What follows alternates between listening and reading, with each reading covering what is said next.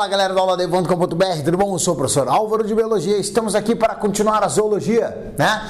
Pessoal, antes de mais nada, inscreva-se no canal e dê uma curtida nessa aula e aí depois você vai conseguir manter essa aula presente, que ela seja espalhada por todas as pessoas e continue também assistindo as outras aulas, as outras matérias, química, física, história, geografia, para que você saia destruindo aí nos vestibulares. Tranquilo? Pessoal, hoje a aula vai ser sobre poríferos. Então a gente vai começar essa parte aí dos poríferos, vamos falar o que são esses poríferos aí.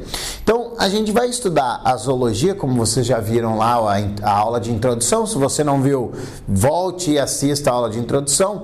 Nós vamos analisar os poríferos da seguinte forma, analisando os mais primitivos até chegarmos nos mais derivados, ou que a gente pode chamar também de mais complexos. Cuidem, já devem ter visto isso lá nas aulas de evolução e eu vou repetir, não existe ser vivo mais evoluído do que outro. Ou eles são mais derivados, mais complexos, mas nunca mais evoluídos. Tranquilo? Então vamos começar por esses seres bem primitivos, o Bob Esponja, os poríferos. Pessoal, uma coisa muito importante, poríferos, eles são o grupo de animais mais primitivos, mais simples possíveis. Eles são um amontoado de células que vão ter a função basicamente de filtrar a água do mar. Que está aqui, ó, animais filtradores. Pessoal, esses poríferos, eles são indivíduos assimétricos ou de simetria radial, que a gente viu ali na aula de introdução à zoologia, ou seja, eu não consigo separar no corpo deles partes iguais, perfeitamente iguais, ao contrário do que a gente poderia fazer com o seu Bob Esponja, né? Se eu passo uma faca aqui no meio dele, eu consigo separar até um dente para cada lado, né? Ele tem os dentes bem separados. Mas, porém, contudo, todavia, entretanto, entre as esponjas verdadeiras mesmo, a gente não consegue fazer essa divisão, eles não têm essa simetria bilateral que nem o seu Bob Esponja aqui apresenta. As esponjas têm uma simetria radial, eu não consigo dividir em partes exatamente iguais. Tranquilo? O habitat deles, a maioria são marinhos e alguns de água doce, tá? Bem poucos de água doce, mas existem algumas espécies de água doce. Eles são bentônicos e sésseis. O que significa ser bentônicos?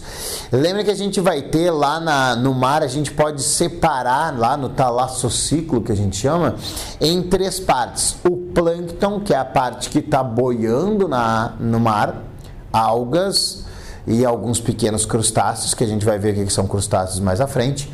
O nêcton, que é aqueles que têm uma movimentação, né, livre pela água, que são os peixes. E o bêncton, que são os animais que ficam no fundo do mar. E dentro do bêncton a gente tem então os indivíduos fixos, que são as esponjas. Lembrando que no bêncton não necessariamente eles serão fixos ao fundo do mar. A gente tem animais que são móveis e ficam lá no fundo do mar, os animais bentônicos. Tranquilo? As esponjas fazem parte do bêncton, então. Ficam lá no fundo do mar, no caso elas são todas sésseis, ou seja, fixas ao fundo do mar. Beleza? Fazem esse papel de serem filtradores. Eles vão retirar os nutrientes, tudo que está diluído na água, através de absorção, através de células específicas chamadas de coanócitos. A gente vai ver o que são coanócitos no próximo slide. Mas assim, então eles vão filtrar essa água, eles fazem um fluxo de água dentro deles e aí eles separam os nutrientes através dos seus coanócitos. Por isso são animais filtradores. Beleza? Uma outra característica muito importante, pessoal, é o seguinte. A gente pode chamar de um sub-reino ou um superfilo, sei lá, que é assim, ó, a gente chama, dentro do grupo dos animais, dentro do reino animal, a gente tem os animais que apresentam tecidos verdadeiros, ou seja, células com as mesmas características e desenvolvem tecidos. E no caso, as esponjas, elas não formam tecidos. Então a gente chama elas de parazoários, tá? Então são animais que não têm então essa característica de formar tecidos, de ter células com as mesmas características formando tecidos, tá? Então eles são classificados como parazoários, não formam tecidos. Beleza? Então vamos ver aqui, ó, as partezinhas da esponja. Então uma esponja verdadeira mesmo é isso daqui, né? E aí ela tem duas aberturas importantes, os poros, que são pequenas aberturas, por isso poríferos, e o ósculo, que é aquela abertura grandona ali. Nesse ósculo, então, a gente tem a saída da água. A água entra pelo poro e sai pelo ósculo.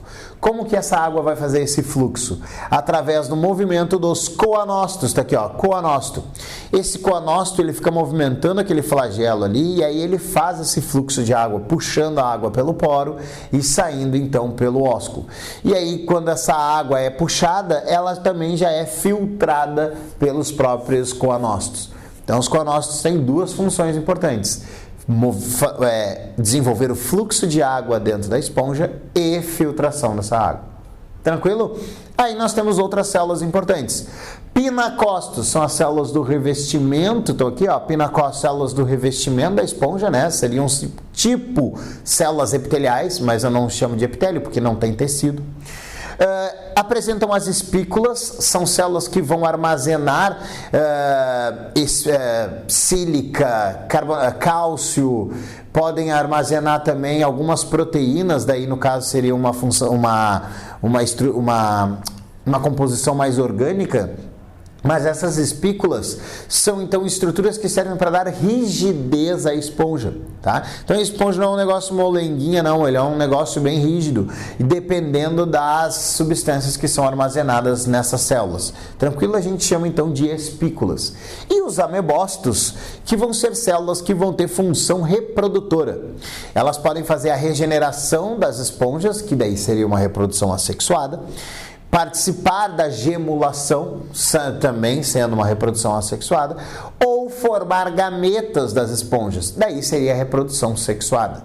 Então, os amebócitos têm essa função de reprodução para as esponjas, beleza? Os porócitos são as células do poro, tá? Então, são células que formam esses poros ali. Então, basicamente, porócitos são células formadoras do poro nas esponjas, nos poríferos. Beleza?